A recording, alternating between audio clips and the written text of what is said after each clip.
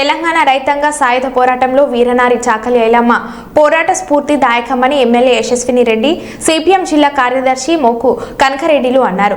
ఐలమ్మ వర్ధంతిని పురస్కరించుకుని ఆమె కాంస్య విగ్రహానికి పూలమాలలు వేసి నివాళులు అర్పించారు. అనంతరం అమరుల యాదిలో శౌర్యయాత్ర సభకు చేరుకుని తెలంగాణ రైతాంగ సాయుధ పోరాట నాటికను ప్రదర్శించారు. అనంతరం ఏర్పాటు చేసిన బహిరంగ సభకు సిపిఎం మండల కార్యదర్శి మార్చల్ల సారయ్య అధ్యక్షతన వహించగా ఎమ్మెల్యే యశస్విని రెడ్డి మాట్లాడుతూ గత 10 సంవత్సరాలుగా రాష్ట్రంలో రాచరిక భూస్వామ్య పద్ధతిలో పరిపాలన కొనసాగిందని, ప్రజలు ప్రజా సంఘాలు పత్రికా స్వేచ్ఛను పద్ధతిలో ఉండలేదని, పరిస్థితి నెలకొందని, ప్రజా సమస్యలు చెబితే పట్టించుకోనే నాథుడే లేదని అన్నారు. పాలకుర్తి నియోజకవర్గం అభివృద్ధి కొరకు పెండింగ్ లో ఉన్న రిజర్వాయర్ పనులు, ఐలమ్మ భవనం నిర్మాణం పూర్తి చేస్తామని అన్నారు.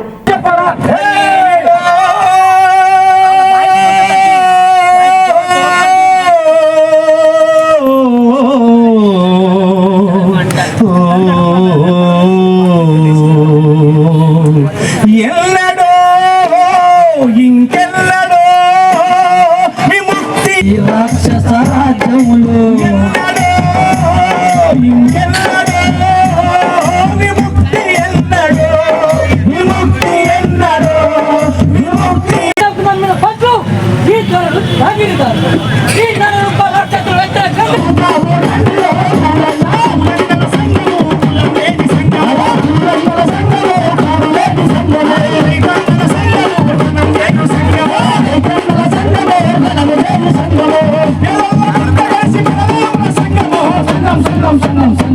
ఈ నైజాం ఈ దేశ ముఖులకు వ్యతిరేకంగా ప్రజలు ఉత్సాహంతో సంఘంలో చేరారు.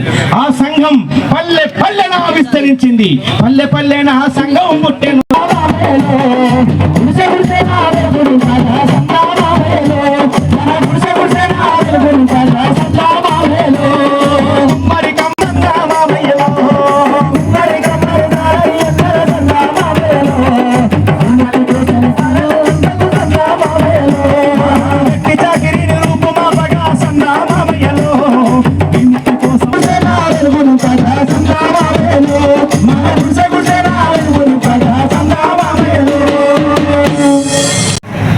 తొలగిస్తామని చెప్పినాం.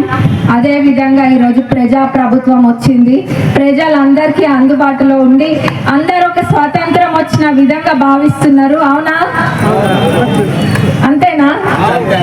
ఏ అబ్బాయినా, ఏ తాత అయినా, లేకపోతే ఏ పెద్దమ్మ పెద్దనాన్న అయినా, ఎవరైనా అక్క అన్న అందరూ ఎక్కడ కనిపిస్తే అక్కడ ఏదంటే అది మంచిగా ఫ్రీగా అడుగుతున్నారు. ఎటువంటి మొహమాటం, ఎటువంటి భయం లేకుండా మంచిగా అడుగుతున్నారు.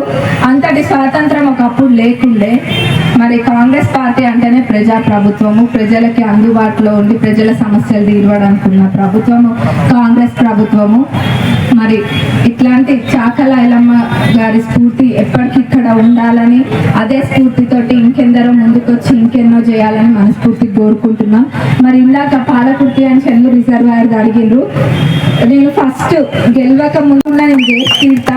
ఈ 5 ఏళ్ల పీరియడ్ లో తప్పకుండా కూడా పూర్తి అవుతుంది. మనం మీరు చూసినట్టయితే అసెంబ్లీలో కూడా అన్నిటికన్నా ముఖ్యంగా దాని గురించే మాట్లాడినా. మరి అదే అసెంబ్లీ జరుగుతున్న సమయంలోనే మన ఇరిగేషన్ మినిస్టర్ గారికి, సీఎం గారికి కూడా పర్సనల్ గా వెళ్ళి ఇది రిప్రజెంటేషన్ ఇవ్వడం జరిగింది. అన్న ఇది ఎట్లనైనా చెయ్యాలి, ఎందుకంటే దీని ద్వారా ప్యాకేజ్ 6 మనది దేవాదులలో ఫేజ్ 3 కింద మనది ప్యాకేజ్ 6. దాంట్లో మన నియోజకవర్గానికి మొత్తం ప్యాకేజ్ 6 కింద 78,000 ఎకరాలు ఉంటే అందులో మన నియోజకవర్గంలో 45,000 ఎకరాల పైన ఉంది ఆయకట్టు. మరి ఇది చాలా ముఖ్యమైనది, తప్పకుండా చేయాలని అడగడం జరిగింది.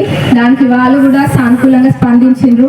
మళ్ళీ మొన్న ఇక్కడ ములుగులో జరిగిన మీటింగ్ లో కూడా మన ఇరిగేషన్ మినిస్టర్ గారికి చెప్తే ఇది ఖచ్చితంగా చేస్తామని అన్నారు. అది మళ్ళీ నిన్న కూడా మేము సెక్రటరియట్కి వెళ్ళాం, అక్కడ కూడా దీన్ని ఫాలో అప్ చేయడం జరిగింది. ఏదేమైనా కానీ ఇది ఖచ్చితంగా 5 ఏళ్లలో పూర్తయి తీరుతుంది.